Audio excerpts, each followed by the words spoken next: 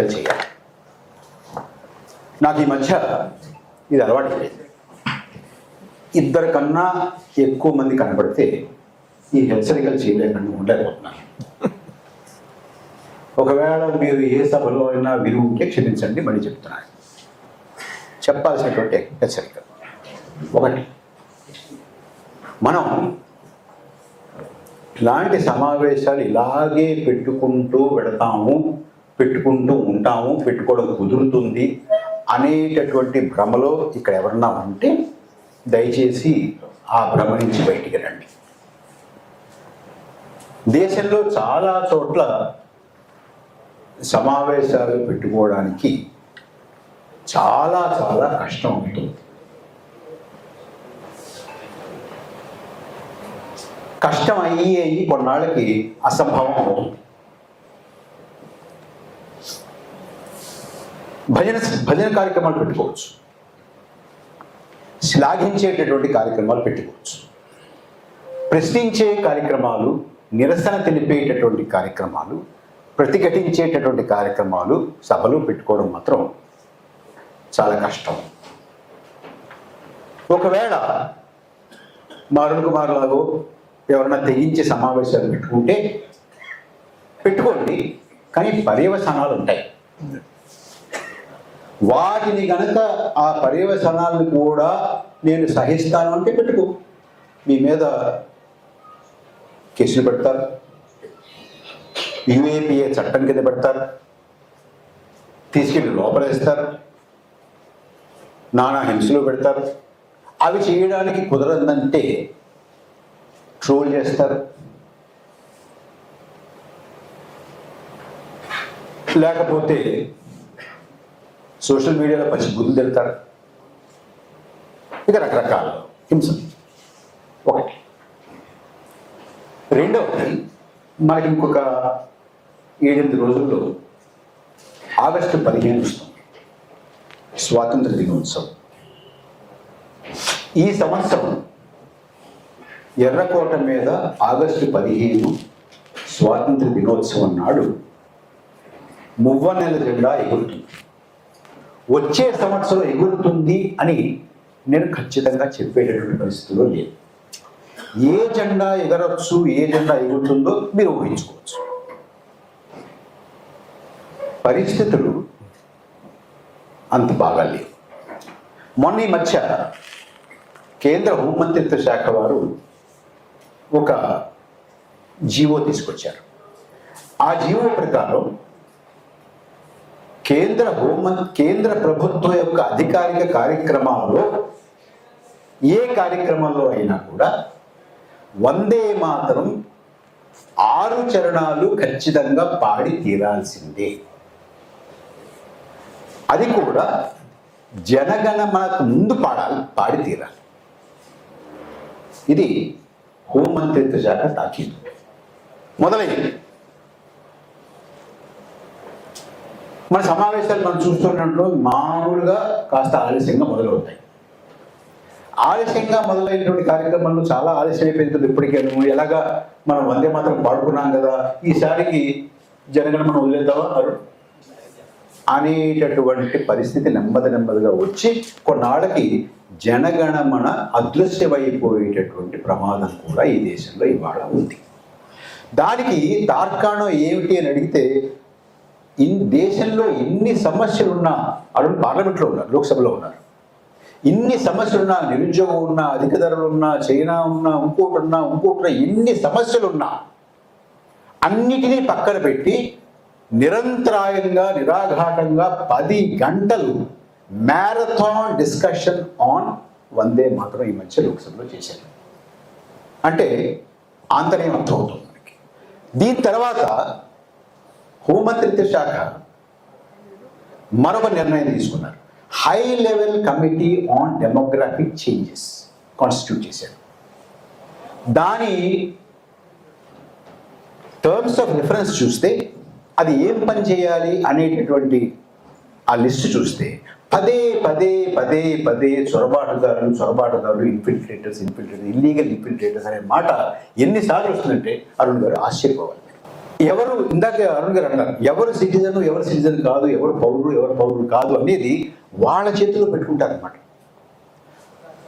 ఈయన బాగానే ఉన్నాడు, ఇద్దాం, అమ్మో వీడేదో ప్రమాదంగా ఉన్నాడు, వద్దు, అలా ఇష్టం లేదు. నువ్వు అవునన్నా కాదన్నా నేను ఈ దేశంలో నేను పౌరుణ్ణే అని చెప్పేటటువంటి కాగితం కానీ దస్తావేజ్ కానీ ఎవరి దగ్గర లేదు, అన్నిటినీ తీసి పరిస్థితి కదా ఇవాళ ఆ పరిస్థితి. అంచేత మన దేశం ఇవాళ చాలా ప్రమాదకరమైనటువంటి పరిస్థితిలో ఉంది. ఇది చెప్పడానికి ఈ హెచ్చరికలు చేసింది, దయచేసి ఇది గమనంలో పెట్టుకోండి. విషయాలు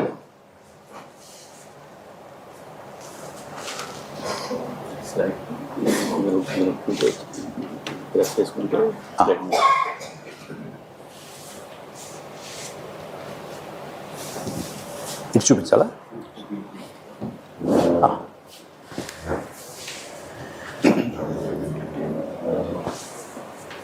ఇది కాస్త నిదానంగా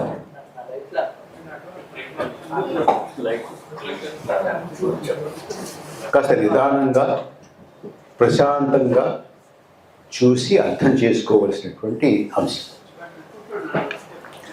నేను ఎందుకు పవర్ పాయింట్ ప్రజెంటేషన్ చేసి తీసుకొచ్చానంటే, మామూలుగా సాధారణంగా చేయలేదు. అంకెలు అనేటప్పటికీ 4 అంకెలు వరుసగా చెప్పగానే మన మైండ్ స్విచ్ ఆఫ్ అయిపోతుంది చాలా మందికి, నాకు కూడా.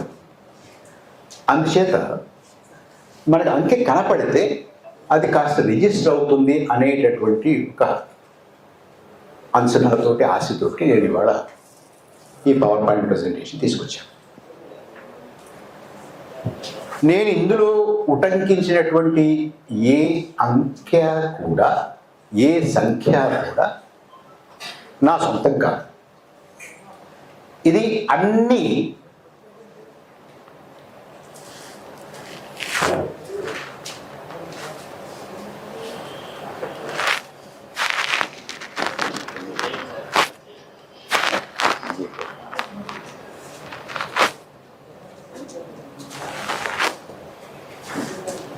ఇవన్నీ కూడా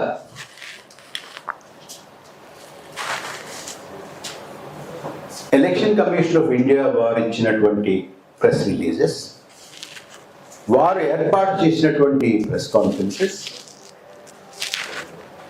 వారి వెబ్సైట్లో వాళ్ళ పోర్టల్లో ఉన్నటువంటి డేటా, అలాగే ఆంధ్రప్రదేశ్లో చీఫ్ ఎలక్షన్ ఆఫీసర్ వారు ఇచ్చినటువంటి ప్రెస్ కాన్ఫరెన్సెస్, వారు ఇచ్చినటువంటి press releases as reported by the media.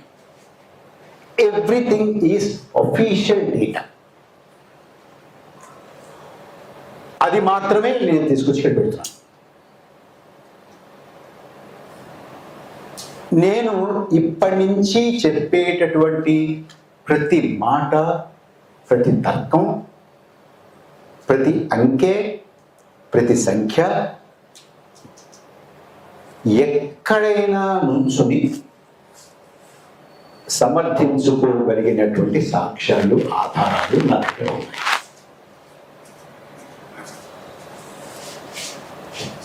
ఇది చాలా బాధ్యతతోటి 1కి 10 సార్లు వెనక ముందు చూసుకుని సరిచూసుకుని చేసినటువంటి అధ్యయనం. దీన్ని నేను ఆ మధ్య ఢిల్లీలో ఒక సమావేశంలో కాన్స్టిట్యూషన్ క్లబ్లో మాట్లాడుతున్నప్పుడు మాజీ ఎన్నికల సంఘం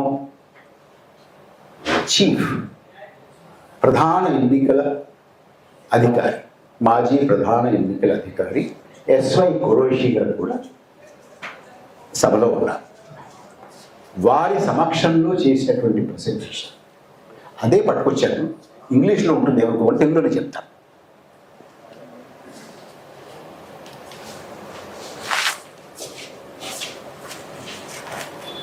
ఆంధ్రప్రదేశ్లో సర్వీస్ ఎలక్టర్స్ని తీసేస్తే, సర్వీస్ ఎలక్టర్స్ అంటే ఆర్మీలోనూ అక్కడ ఉన్నటువంటి వాళ్ళని తీసేస్తే 4,13,00,000 13,33,702 మంది electors voter. EVM voter turnout 80.66 అంటే 3,33,39,000 చిల్లర. రాష్ట్రంలో మొత్తం పోలింగ్ బూతుల సంఖ్య 46,389. యావరేజ్ కొన్నిట్లో ఎక్కువ ఉంటే కొన్నిట్లో తక్కువ ఉండొచ్చు. యావరేజ్గా పర్ బూత్ ఓటర్ల సంఖ్య 892.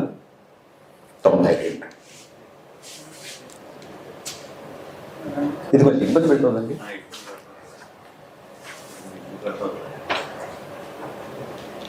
మీరు చేయండి, ఒకసారి వెళ్ళండి, వెళ్ళండి. ఇది చూసారు కదండి.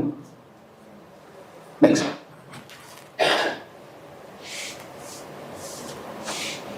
13 మే 2024 5 గంటలకి 68.04% పోలింగ్ అయ్యింది అని మన చీఫ్ ఎలక్టరల్ ఆఫీసర్ గారు ఆయన ప్రకటించారు. ఇది పత్రికలో వచ్చినటువంటి ఒక క్లిప్. నెక్స్ట్ మన ప్రాక్టీస్ ఏంటంటే పాసెస్ ఆఫ్ టైం 7 గంటలకి పోలింగ్ మొదలైతే 7 నుంచి 9, 9 నుంచి 11, 11 నుంచి 1 గంట, 1 గంట నుంచి 3, 3 నుంచి 5, ఈ అన్ని పాసెస్లోని అప్పుడు 7 నుంచి 9 గంట అయింది, 9 నుంచి 11 గంట అయింది, 2 గంటలకు ఒకసారి అప్డేట్ ఇస్తారు. 5 గంటల వరకు CEO గెలుస్తారు. 5 గంటల తర్వాత ఎలక్షన్ కమిషన్ నిర్ణయిస్తారు. సో 5 గంటలకి వారు ఇచ్చిన అంకె ప్రకారం, ఏపీ CEO గారు ఇచ్చినటువంటి అంకె ప్రకారం 68.04. 5 గంటల నుంచి 68 ఇందాక చెప్పాను కదా, 68.04. ఈ 5 గంటల నుంచి 8 గంటల వరకు 68.12కి అయ్యింది.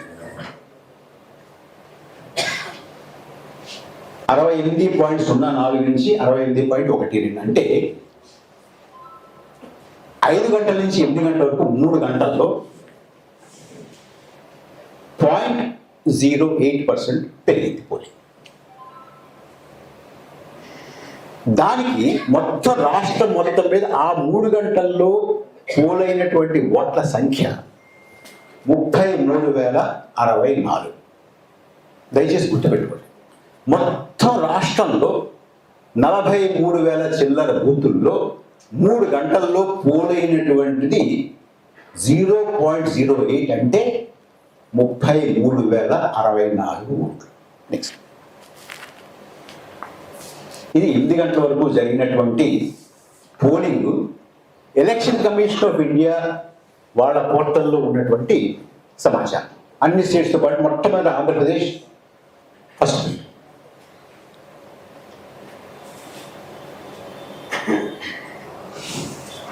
నెక్స్ట్ అది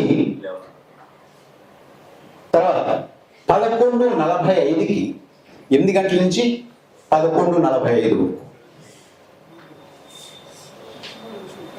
76.50 పోలైంది అని వాళ్ళ పోర్టల్లో పెట్టారు. మీరు గమనించాల్సింది ఏంటంటే 5 గంటల వరకు ఒక సంఖ్య, 5 నుంచి 8కి ఒక సంఖ్య, 8 నుంచి 11:45కి ఒక సంఖ్య, 11:45కి 76.50.